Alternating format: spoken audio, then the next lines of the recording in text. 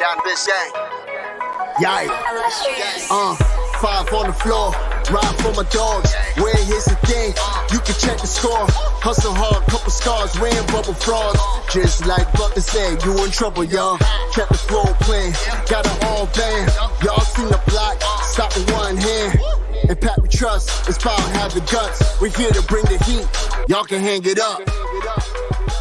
Welcome to 5 on the Floor, a daily insider show on the Miami Heat and the NBA, featuring Ethan Skolnick, Greg Sylvander, and Alex Toledo, plus others from the 5 Reasons Sports Network.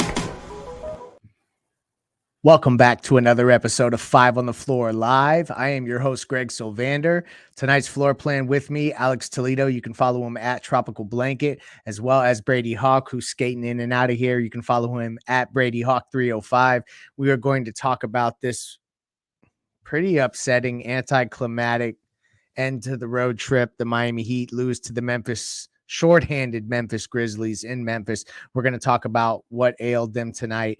And just, it was an embarrassing effort on many fronts, and we're going to go through some of that. Before we do, want to tell you about a great sponsor of the 5 Reasons Sports Network and 5 on the Floor Live, this post-game show in particular, and that is Aggressive Insurance. They are an insurance broker agency that's been servicing South Florida for over 15 years. They offer auto insurance, retirement programs, condo insurance, life insurance, free notary service to all clients. They represent all the leading insurance carriers in South Florida.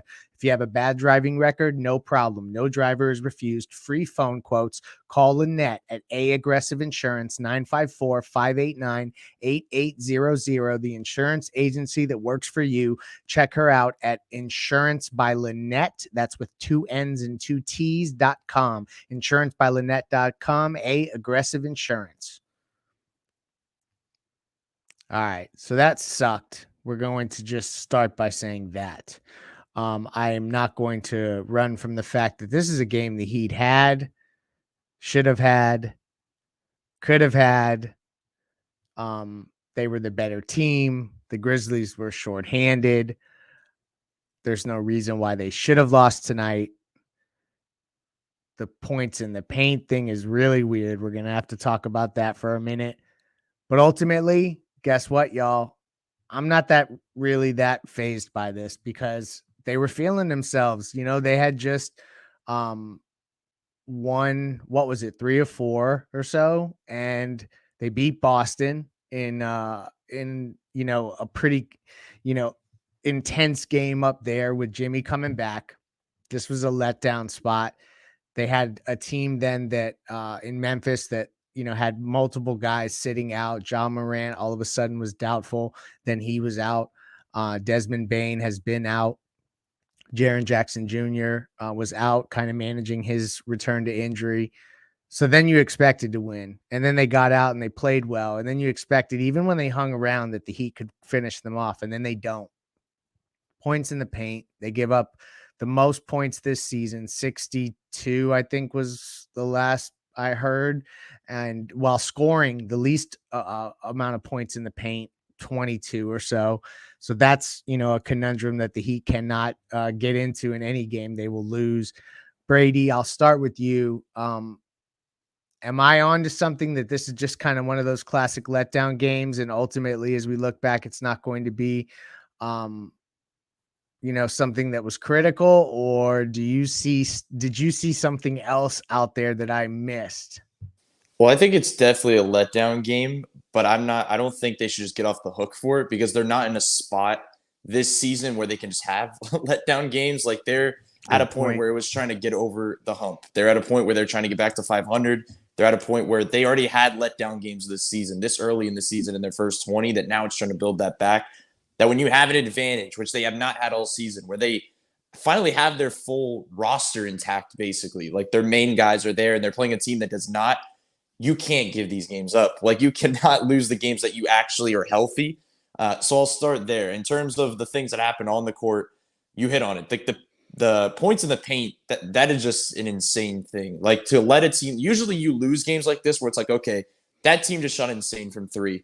Like they got a bunch of young guys out there. They're just going to just fire away like Memphis usually does. Like when they have those type of guys out there, that was not the case at all. Like not only are you giving up that many points, which is kind of schematically, and I'll talk about the fact that we talked about after the Suns game, how they were forcing campaign into that far floater, and it kind of it's an inefficient shot. That's a shot you want if you're Miami. What happened was Tyus Jones was hitting that floater because he has a floater intact. Like, that's his game.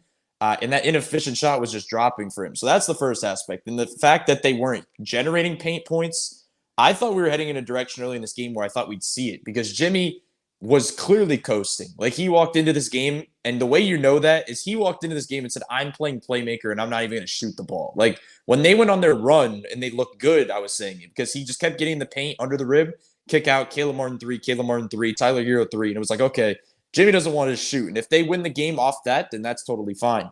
But then obviously there's no paint points being generated now because your two best players basically are molded off of getting to the basket and getting paint points. So that when they're both not playing well and you're not getting those shots, how are you generating anything from three and generating any of your shots for your role players? So I feel like a lot of these things we're talking about just bleeds into the next thing, but it really simply comes down to the fact your two best players were not good enough and your bench gave you absolutely nothing. Like that, when you're talking about kind of simplifying it, that's what it comes down to because you have Dedmon, who we could say for right here, a comment just popped up about Dedmon being a minus 17. We know what he is at this point. Haywood Highsmith, I thought, was very good defensively in this game. So when you look at Strus and Gabe are supposed to be your offensive hubs off the bench, and they're both absolutely off and not creating enough, and they're not taking care of the ball, and all this stuff just kind of just leads to a very bad formula. It was Tyler Hero, it was Caleb Martin, and everything kind of dropped off from there. Yeah, I mean, not only did the bench suck, because, I mean, and especially Gabe, Dedmon, I mean, you get 11 points from these guys. It's just not enough. Highsmith had his moments in the first half, I guess. But to your point, then also you have Jimmy, Bam, and Kyle that are also a little uneven. You know, the Heat going into tonight were 8-1 when they out-rebounded their opponents this season. They out-rebounded Memphis by 4 tonight and still ended up losing the game. So that just kind of shows you usually this is a game that Miami wins. And for some reason, something went awry. I think it had a lot to do with effort. It had to do with that team just got rolling. Alex, this dude, Kennedy Chandler, file his name away as a player that I want to follow in the NBA because I would like him to be on the Heat at some point. He looks like a fun player to watch play on a night-to-night basis. Also, this Aldama, however Santi you say. Aldama. Thank you. I knew you would know his name. Mispronounced future Heat legend Santi Aldama's name. All right. Yo, he looks like a Miami Heat player. They would just want to get him in better shape. But he sure does look like a Heat player. What were your major takeaways from tonight? And specifically, I guess, let's talk Bam Adebayo for a moment, because I feel like the comments in particular, I've seen a lot of Bam didn't show up tonight. Bam was bad. Bam didn't get his shots, although he was second in the team in field goal attempts. He didn't shoot it well. What was your impression of Bam Adebayo's game and just this game in general? Well, he had an off game. There's no doubt about it. Like, we knew that he wasn't going to be able to keep up 30 points a game over, the way that he has over the last 4 games. Like, before, I mean, you see the growth, right? We talked about it over these past few podcasts, but we knew that he's going to have games like this. And you already talked about the complacency with Jimmy. I thought that was the case kind of with Bam tonight too. Like, I think there was too many times where there were possessions that he didn't exactly take advantage of. He kind of settled for that floater that we haven't seen that much this season, right? He usually just gets to that fadeaway shot that he's gotten to. I think he had a little bit of a tough time with Steven Adams tonight, not to get to, all Bam is a 4 on you guys, because that's not really where I'm going with any of that. I just think, it was a tough night for him. He does some of the other stuff that he's good at, of course. And so for his standard, I think he has a high baseline. And so it was a tough night. When you don't have much from your bench, Jimmy, I think, was a little bit, kind of gave you a B- type of game for his standard, right? Kyle didn't have a great game. You talk about Tyler and Caleb, like, they did great. But I just think, both teams were really bad in the half court, but the Heat were worse.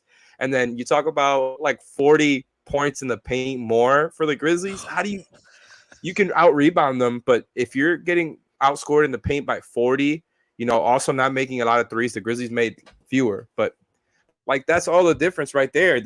I was looking at the shots made. The Grizzlies doubled them in both shots at the rim and shots in the mid range, right, from field goals made in those areas. So it's just like that's a huge gap, right? And even if you're out talenting these guys when they're missing Ja, Bane, and Jaren Jackson, you just can't let that happen. You're supposed to be elite at not allowing teams to get to the rim, right? Like you pointed that out earlier, Leif, and that's something I jinxed it, y'all. I sent to our text feed today that the Heat were leading in points in the paint and defense. But this is what they do. They've been doing this for the past few seasons. Like they're very good at not allowing teams to get to the paint, whether it's been in the drop or when they first started with Jimmy, or whether it's been in the switch, whether it's been in the zone. They're going to most likely prioritize the paint on defense. You know, sometimes they're gonna have mistakes and slip ups and give up cuts, but their defense is designed to not give up, so many paint attempts. Now they're not the greatest at, percentage once teams actually get there. And that was kind of the issue tonight. It was just too many of those mistakes, especially when, not even getting into the offensive stuff. Right. So I just think there was too many things that went wrong. All the turnovers. I don't even know. Like my mind is a little bit scrambled just because they actually gave up this game. It's just to me, I don't. This is one of the worst losses, right? Like Brady said before, they're not in a place to lose these types of games. You have to take care of business. And yes, they've got another stretch with a couple of easy games coming up. So that's good for them, right? To be able to maybe take care of business over there. But this type of game, and yes, the Grizzlies have won without Ja, but without those three guys, like there's absolutely no excuses. You have your core four. We were just talking about how important it is to want to see these guys out there. And we know that they play up to competition. And in the same way, like yin and yang, they play down to competition. So it's just a classic night of that. I really thought they were just going to take care of business tonight and finally get to 500. I don't know when that's going to happen now. Maybe in like a week or something. It'll happen on this next home swing, but you're right. There's no excuse for this. And you know what? If you're the 2 seed right now, or you're the 1 seed or the 3 seed, whatever, 1, 2, 3, and you're kind of coasting along the way that I think we all envisioned maybe the season would start out, and then you drop this game, you just kind of, it is what it is. But the Heat, to your point, they're not in a position to do that. They can't, Brady alluded to it initially at the start of the show. Like they're not in a spot where they can give up these games. They had to get this one. They didn't. To me, it's not the end of the world because I feel like they're still rounding into form. And this was a game where they thought they were ahead of themselves and they were feeling themselves too much, but we'll find out, right? One quick thing.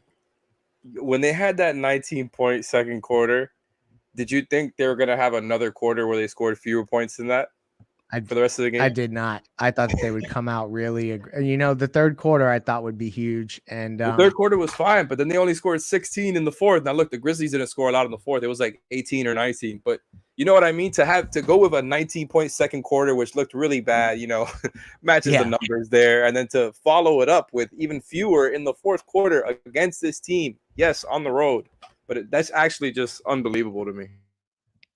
Yeah, I took the under on this game on Better Edge. That is our official betting sponsor, and that definitely hit. Go to Better Edge, use the code 5RSN. That is social. It's a social betting platform, so you're not against a book. You go up against other bettors right on the platform, so you can get really interesting lines, the right kind of juice on those lines. So check out Better Edge. Use the code 5RSN to get $20 to start your bankroll. And then also want to shout out our daily fantasy sponsor. So this is Daily Fantasy, and that's Prize Picks. Use the code 5 to get your initial deposit matched up to $100. That's where you essentially are just choosing props, right? So it's your favorite players and your favorite sports. You mix and match them. You choose over and under on select statistics. And then depending on how many you get right on the same card, you can win up to 10 times your money. They do lots of fun promos and free cards where like you only need one passing yard from a superstar quarterback and you automatically get a pick right. So you're off to a good start there. They're great. Prize Picks, use the code 5 FIVE.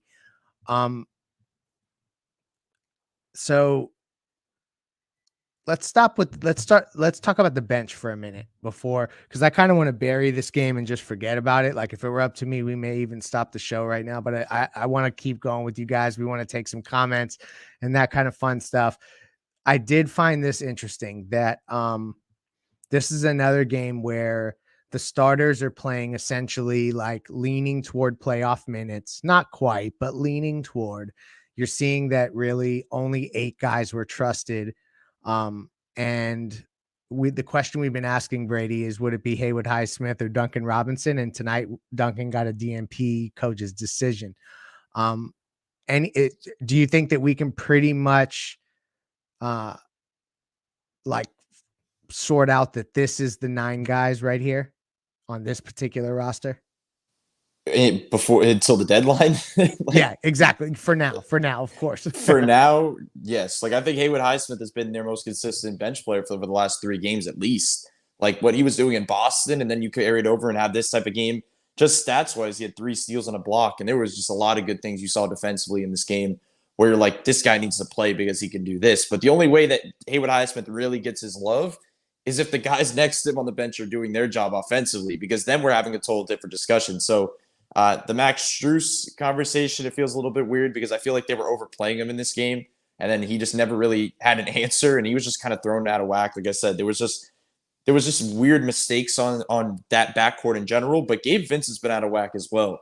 Like, he doesn't seem to have the control, I guess is the word, that he had in earlier times, like late in the season last year and early in the season this year.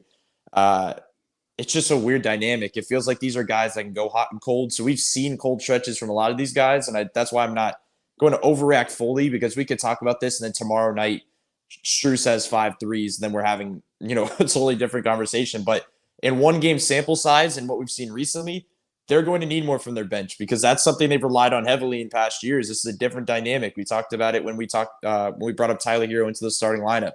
What are the major changes? Well, you're relying on the Gabe Vincent, Max Strus is off the bench because you don't have Hero to lean on and just save your entire offense off the bench.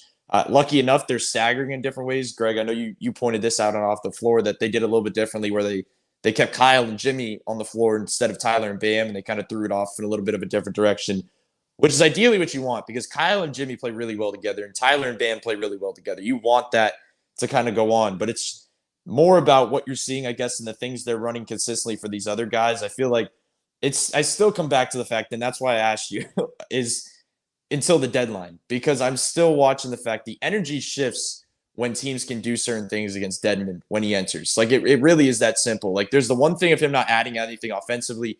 Once every 3 or 4 games, he'll have a good offensive night where he gets put back, so he'll hit a 3 and he gets the fans into it. Like, that'll happen. But the then stuff tonight happens. But then tonight happens, and then it's like the stuff that a Grizzlies team that is playing these type of guys, what they're doing to him on the defensive end, where it's like, we've seen it in games before, and I brought it up on here, where like teams put him in the action over and over and over. Then you see the dynamic tonight where they weren't just putting him in the action. They went like a full spacious lineup, and they just said, go isolation at him. And Brandon Clark's getting and ones, and he's getting to the basket. It's like, what do you really do from here? like I just don't really know, because it's not like they have another option. Like, yeah, you could say Nikola Jovic, but you're obviously going much smaller. Who's the other guy? Udonis Haslem? Like, they just don't really have options in this big man room, and I really keep coming back to that. And the last thing I mentioned, because I know you did want to bring up the bench, but I'll just throw in the fact, because I'm talking about the big man room. Bam had a very weird offensive game, but I'll say the thing that stood out to me is the fact that they were sending to him. Like, we haven't seen a lot of that. Like, that's how good he's been on this recent stretch. Like, he's been very good offensive player. They were just sending to him in the mid post, and then now it changes everything. Like, you saw Bam really out of sorts. Like, I used that word earlier, but that's the reason he was out of sorts. Like, he was not as comfortable. He couldn't turn into the normal face up because he had a second guy shading over. Like, there was just so many different things, but that's the development here. Like, if he could get to that point where it's like he's being aggressive enough for teams to respect him to send the double, and then the next thing is that when they send the double enough, can he beat it? Like, it's just a full-on development thing. We've had this discussion with Tyler, but if I'm being honest, there's probably more in the bag for Bam to do it quicker than Tyler, because Tyler, has to put out more to beat it. Like, if that makes sense. Like, yeah. Bam has the ability to do it. It's just seeing it enough and reacting. So that was just an interesting, I guess, dynamic that we saw in this game after what he did in Boston.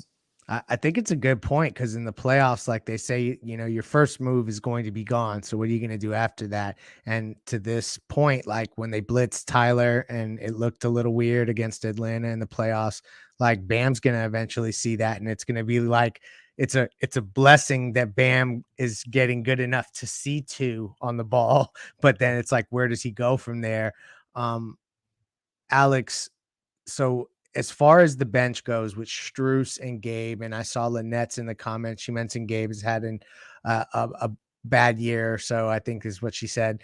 And he had a good stretch recently, but I understand where his uneven plays. Maybe you wanted to see him be a little more steady. Max has had a few games recently where he has 3 points, 4 points, 5 points, 6 points. Like he can have some clunkers along the way. From your perspective, how do the Heat, I guess I don't want to go too long term with you, but I'm interested to see what your answer is today about retaining those guys. How do you go about evaluating that? And in your opinion, who would you keep if you could only keep one, Gabe or Max? Oh man, you're really putting me on the spot. Like you're just doing an incredible job fitting in for Ethan on his night off. I've always felt that they should do what they can to retain both, but that's also how I felt last season about PJ Tucker before I realized the hard cap implications and why they kind of passed up on giving him the 3 years. Obviously, this is a different situation. You're not paying a guy until he's 39 or 40 or whatever the situation was with PJ at the time. But I think because of the way that you develop these guys, and they kind of came from nowhere, I think people get scared and kind of get a little bit of PTSD from other times in the past.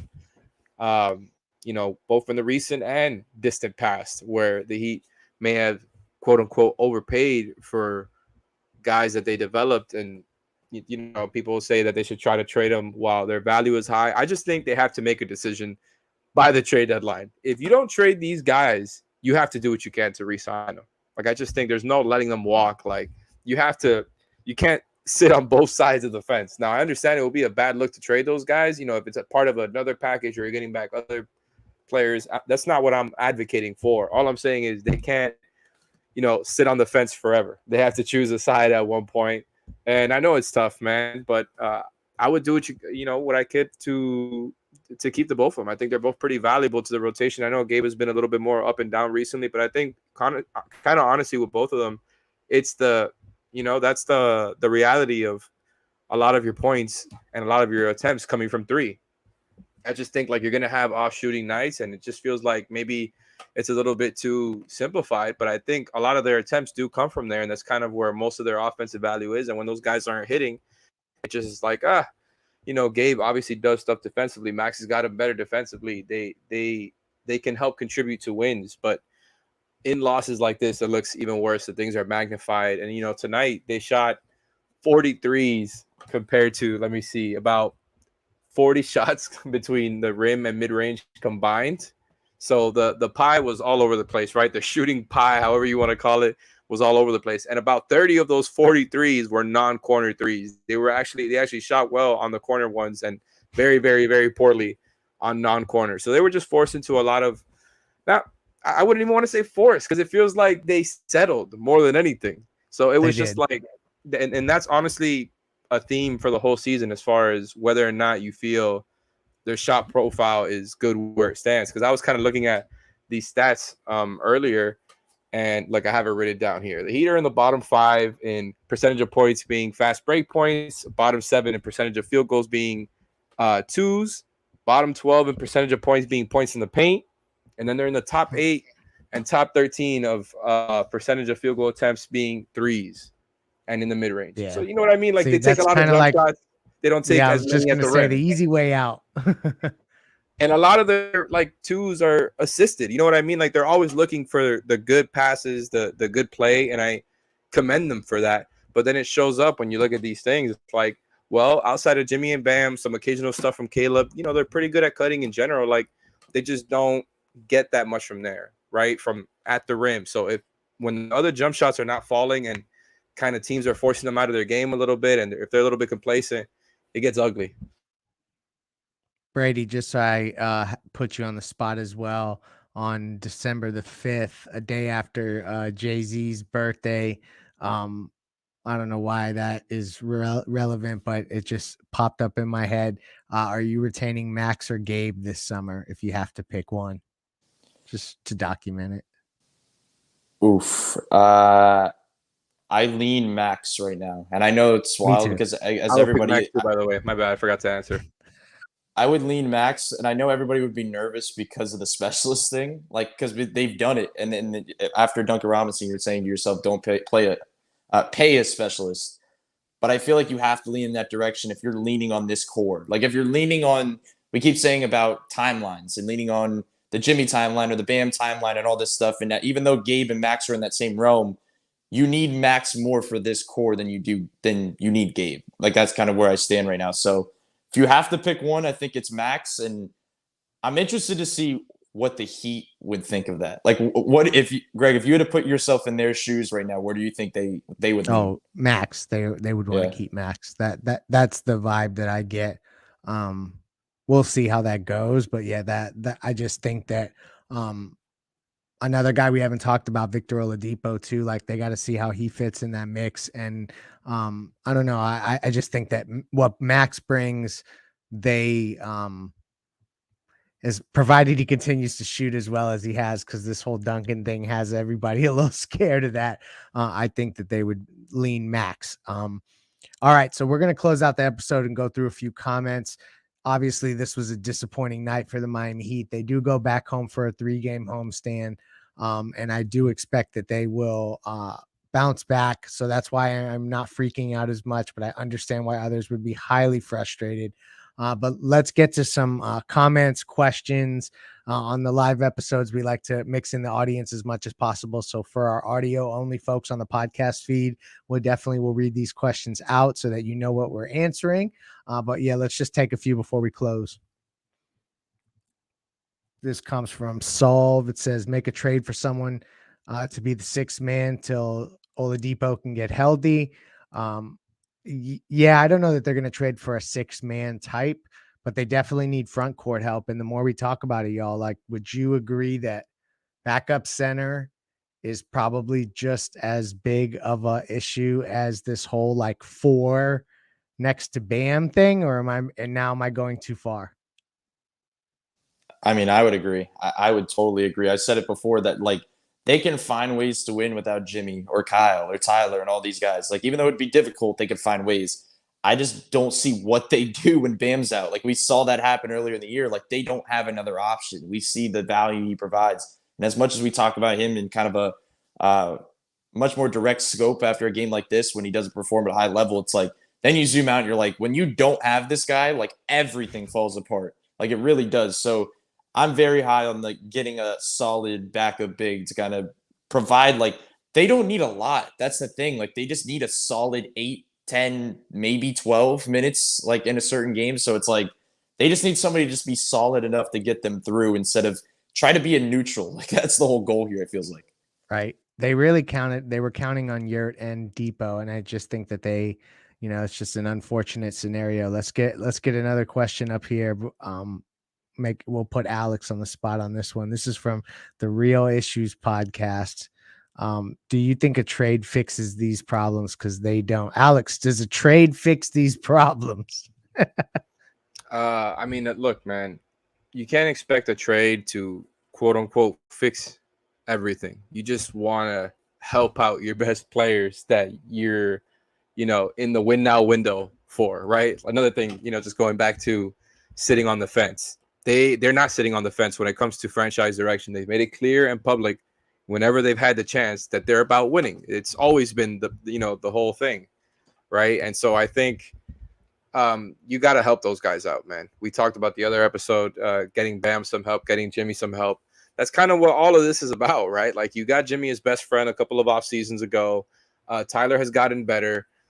Bam has gotten better. I just think they're a little bit small in the front court still. And I understand kind of the question when it comes to whether the backup 5 thing is a bigger issue. I don't know. I think it's definitely an issue. Like, they're like minus 7 point something when Bam is off the floor and plus 2 point something when he is. So obviously you got to fix that. But I think some of that has to do with the front court as well. Like, Caleb obviously has been good. Highsmith has been on the up and up. So I feel pretty good about him in general as a rotation wing. But I still don't feel good about their 4 rotation, heading into the playoffs, right? And obviously we know that Dedmon is not going to be some big time playoff contributor. So yeah, they're both issues. And I think it will be, if they're all about winning this season in the short term and long term, you got to find a way to balance that line, right? Like get guys who can help you now and in the short to long term, right? It's tough to balance that line. It's easier said than done. It's not 2K, but the best thing for them to do if they're all about winning in the short term is making a trade for that power forward. I think first and foremost, but it would be nice to be able to address both. I think they might be able to. Andy Ellisberg is really creative with that type of stuff. So if they're really pursuing that, upgrading at the 4, upgrading at the backup 5, like I think they can make it happen. It would be kind of like the Jay and Iggy trade, but picture it be Jay and a center to be named later instead of Iggy. You know what I mean? So they're really fortifying the front court, split the difference on Duncan's salary, something like that. Maybe. Fernando Lopez says Larry Nance Jr. would be dope on this team. I agree he'd be dope, Brady, but New Orleans ain't trading Larry Nance Jr., right? He's kind of like an integral bench piece, and they're the number 2 seed in the West last I checked. Yeah, I don't see that team making too many moves, to be honest. Like we're just talking about it with Ethan on our podcast earlier. We're like talking about how good the Pelicans have been. I'm like, they've been so solid that like you don't want to mess with what they have right now, especially like you just said, like a solid role player like that. So you're kind of looking at the teams in the middle of the pack that want to get out of that middle ground area, or the teams in the bottom half that really want to tank for the top pick. So it's like there's a pretty big grouping of teams, but it's like, which player are you looking at to fit it? Because you basically, like we were just talking about, needing 2 guys. Like you're not really looking, unless you're making 2 separate trades, which I guess you could do, Greg, in a like it's at a certain point. But like, aren't you trying to look for 2 guys in the same trade ideally? Yeah, that's where I was going with what I said, and I don't know, like what team has that magical package to make that happen. It's not easy. Someone says Hassan Whiteside revenge tour. Please don't do that to me. Someone else said, just please say that the Heat suck and end the stream.